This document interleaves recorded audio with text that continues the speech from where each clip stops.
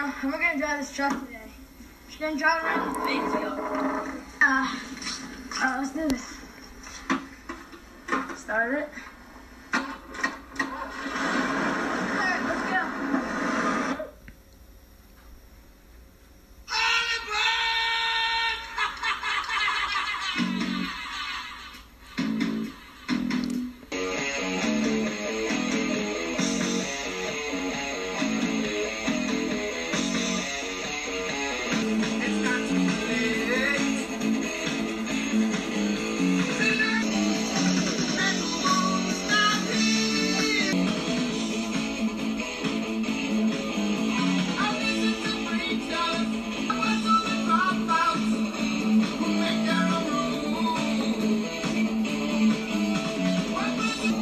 My name is Joseph Ramagano, and I'm from Landenberg, Pennsylvania.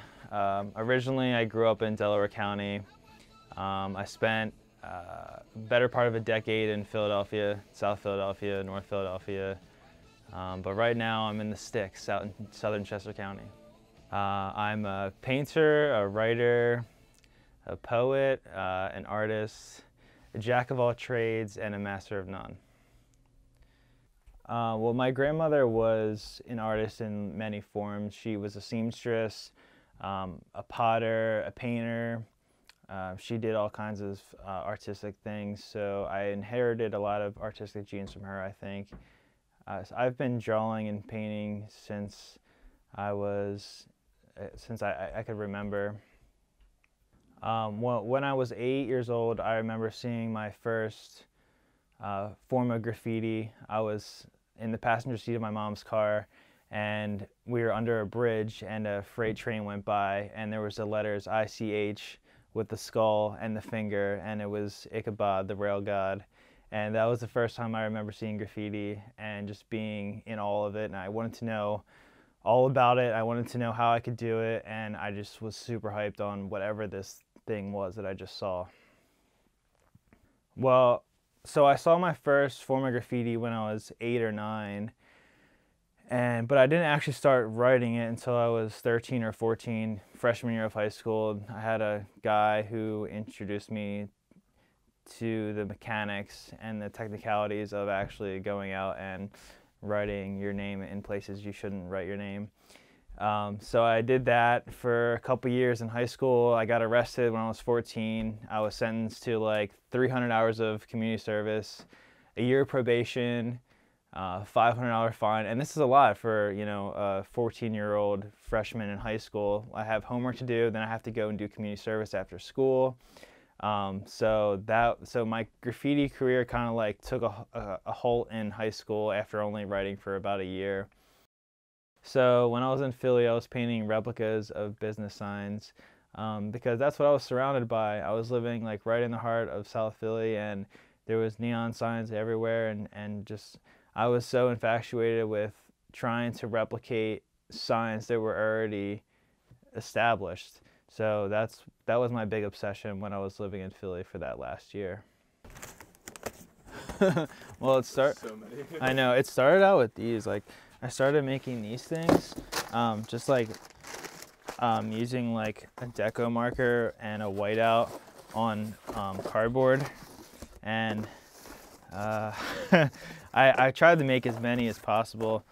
There's probably like, I don't know, a few hundred of these things in here. Like literally we could go through this stuff all day long. Sucker. Laundry. I just would pick random words and exercise my lettering, I guess. So we could go through that all day.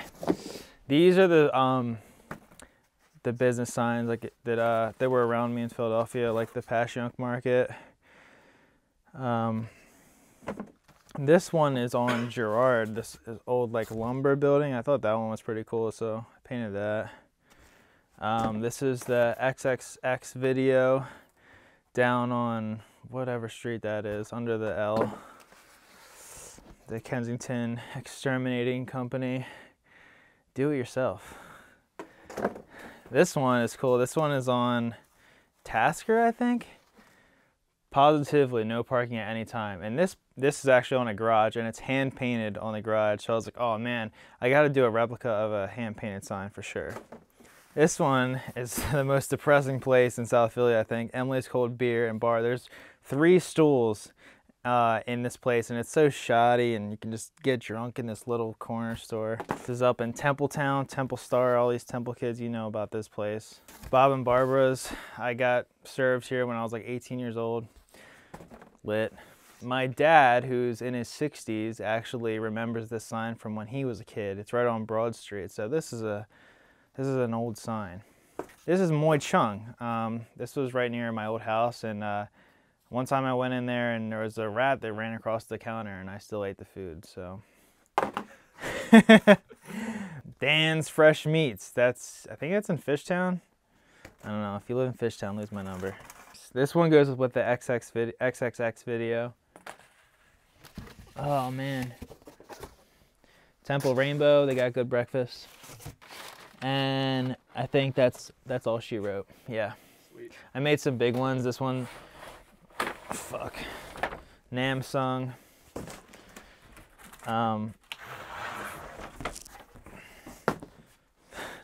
then the dolphin. Yeah.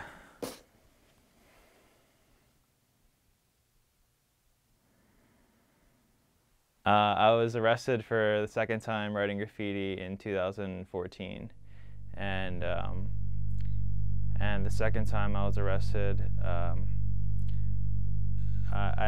don't know, it just made me want to get more into fine art and just see what I could do with that as well. I was kind of stricken with a mental problem called agoraphobia, where I was housebound and literally couldn't walk out my front door. Sometimes I couldn't even leave my room. So I started sign painting more, and I found this barn. It was right next door to my house, and it had all kinds of sheet metal. And some days I could muster up the courage to get out of the house just to grab some sheet metal and paint big giant letter forms on this 2 by 10 foot pieces of sheet metal.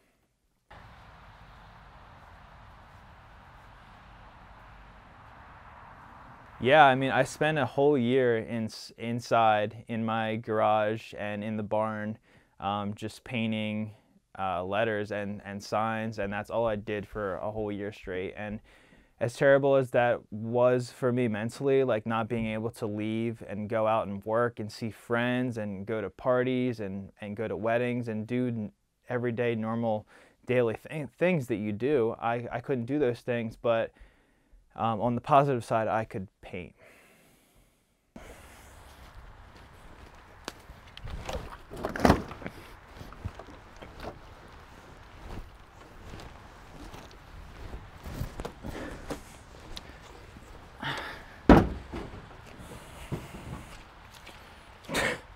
Dude, on your coat.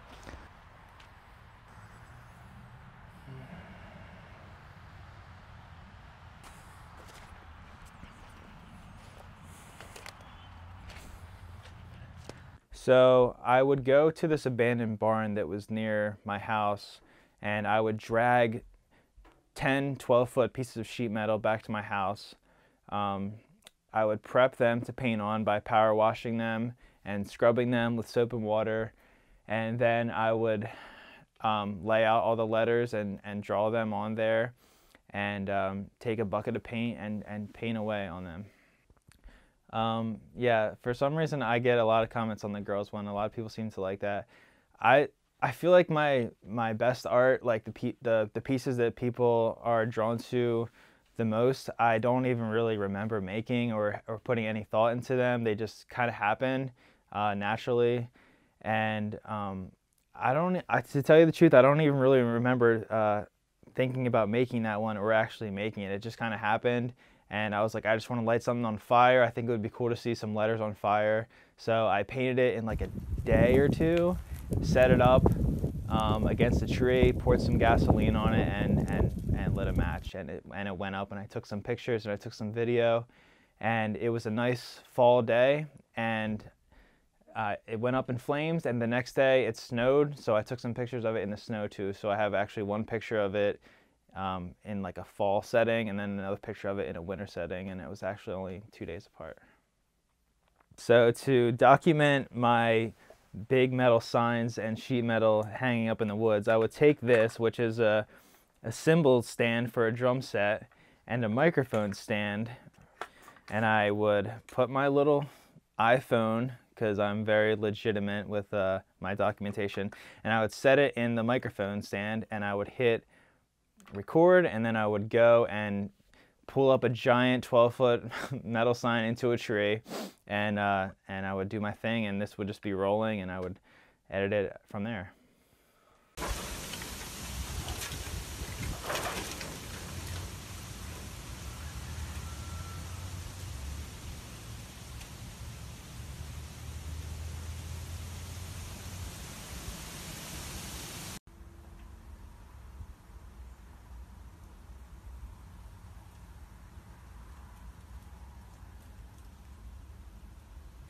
Yeah, I didn't really plan on making like a big series of words on sheet metal like as a theme. I just kind of made one. The first one I made was I made a big sheet metal sign with the words drugs on it, just because that's when I started on an antidepressant, and it was like an ode to my new antidepressant. So that was the first one I did. Then it just kind of snowballed from there. I just kind of got obsessed with it, and I was making about one a week, I'd say. And then all of a sudden I ended up with like 15 metal signs, and so I was like, okay, this is like a theme now. Now I can make a show out of this. Yeah, well, basically I had all the signs in my garage in a big pile, and I had a good friend, Kyle Ziegler. He had a connection with the gallery, and it just all came together within the matter of a couple days.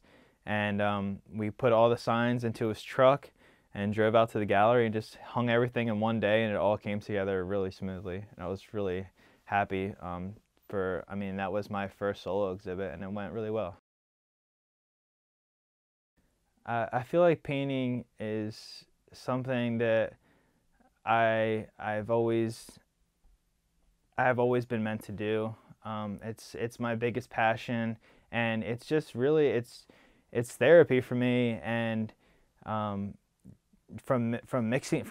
purchasing the paint or making the paint, and mixing the paint, and applying it to a brush, and just literally every stroke is just a little stroke of happiness, and I just really enjoy painting. Yeah.